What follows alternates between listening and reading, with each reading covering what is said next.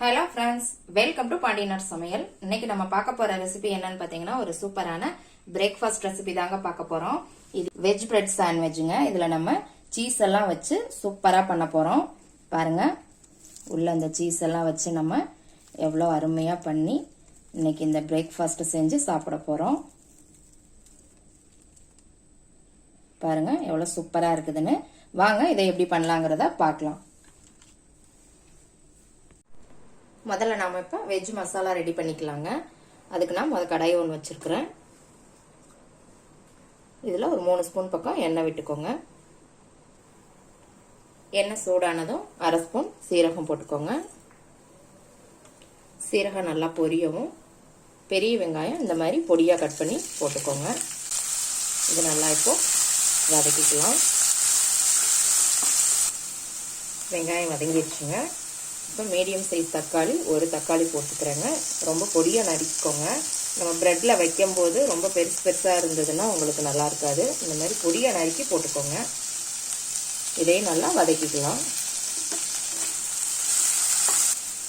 இதோட 2 பச்சை மிளகாயும் பொடியாக நறுக்கி போட்டுக்கோங்க.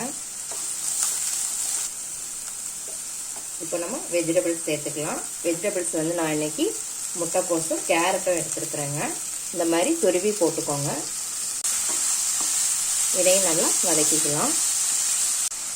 இதோட தேவையான அளவு உப்பு போட்டுக்கோங்க. ஒரு 2 நிமிஷத்துக்கு நல்லா வதக்கி விட்டுக்கோங்க. ரொம்ப வேகணும்னு இல்லைங்க. ஒரு 2 நிமிஷம் வதக்குனீங்கனாலே அதுலேயே நல்லா குக் ஆயிரும். காரம் வந்து நான் பச்சை மிளகாய் மட்டும் போட்டிருக்கிறேங்க. உங்களுக்கு காரம் ஜாஸ்தியாக வேணும் அப்படின்னா நீங்கள் மிளகாத்தூள் கூட இதில் சேர்த்துக்கலாம். நான் பச்சை மிளகாய் மட்டும்தான் இதில் போட்டிருக்கிறேன். இதோட ஒரு 1/4 ஸ்பூன் வந்து பெப்பர் சேர்த்துக்கோங்க. இது எல்லாத்தையும் நல்லா மிக்ஸ் பண்ணி விட்டுக்கோங்க. இதோட நான் உருளைக்கிழங்கு சேர்த்துருக்குறேங்க. இது வந்து வேக வச்சு நல்லா மசிச்சு எடுத்துருக்குறேன் நான். இந்த மாதிரி நல்லா மசிச்சுக்கோங்க. கட்டி இல்லாமல் நல்லா மசிச்சுக்கோங்க. இதையும் இதில் சேர்த்துடலாம். இதையும் நல்லா மிக்ஸ் பண்ணி விட்டுக்கலாம்.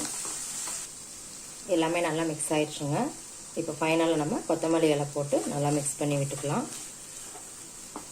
அவ்வளோதாங்க, வெஜ் மசாலா இப்போ ரெடி ஆயிடுச்சு. இப்போ நம்ம கேஸ் ஆஃப் பண்ணிடலாம். இப்போ நான் ப்ரெட் எடுத்துருக்குறேங்க. இது நார்மலான மில்க் ப்ரெட் தான். இதில் வந்து நம்ம பட்டர் தடவிக்கலாம். பட்டர் அல்லது நெய் எது வேணாலும் தடவிக்கலாங்க. 1 சைடு மட்டும் ப்ரெட்ல எல்லாம் தடவிக்கோங்க. இப்போ நான் 1 சைடு பட்டர் தடவி வச்சுட்டேங்க. இப்போ ஒரு பேன் வச்சுருக்குறேங்க. அதில் ப்ரெட்டு வந்து நம்ம பட்டர் தடவின பக்கத்தை வந்து இந்த மாதிரி அடியில் வச்சிடணும். இது மேலே நம்ம ரெடி பண்ணி வச்ச மசாலாவை இதில் மேலே வச்சிடலாம்.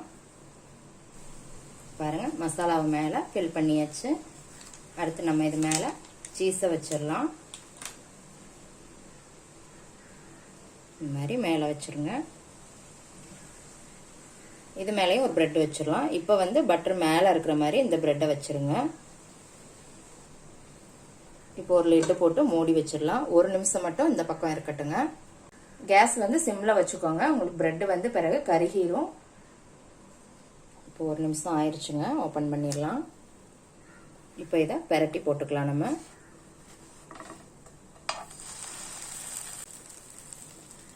இந்த பக்கமும் 1 நிமிஷம் இருக்கட்டுங்க. மூடி வச்சிருங்க.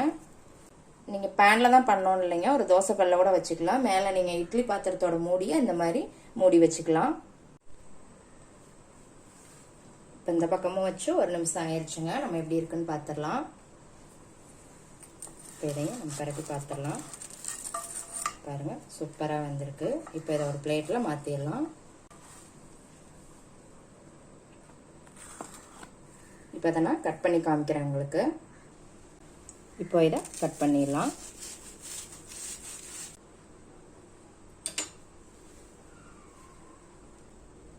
பாருங்க, சூப்பராக கட் பண்ணியாச்சு. அந்த சீஸ் எல்லாம் நல்லா உள்ள மெல்ட் ஆகி சூப்பராக இருக்குது பாருங்க. இந்த பிரேக்ஃபாஸ்ட் வந்து கண்டிப்பாக செஞ்சு பாருங்க. எப்படி இருக்குன்னு செஞ்சு பார்த்துட்டு கமெண்ட்ல போடுங்க. லைக் பண்ணுங்க, ஷேர் பண்ணுங்க, சப்ஸ்கிரைப் பண்ணுங்க. கூடவே பெல் ஐக்கான் பட்டனையும் அமுக்குங்க. மறுபடியும் வேற ஒரு ரெசிபியோட சந்திக்கலாம் ஃப்ரெண்ட்ஸ். அன்போடு சமைத்து ஆனந்தமாய் உண்டு இன்பமாய் வாழுங்கள். வாழ்க வளமுடன்.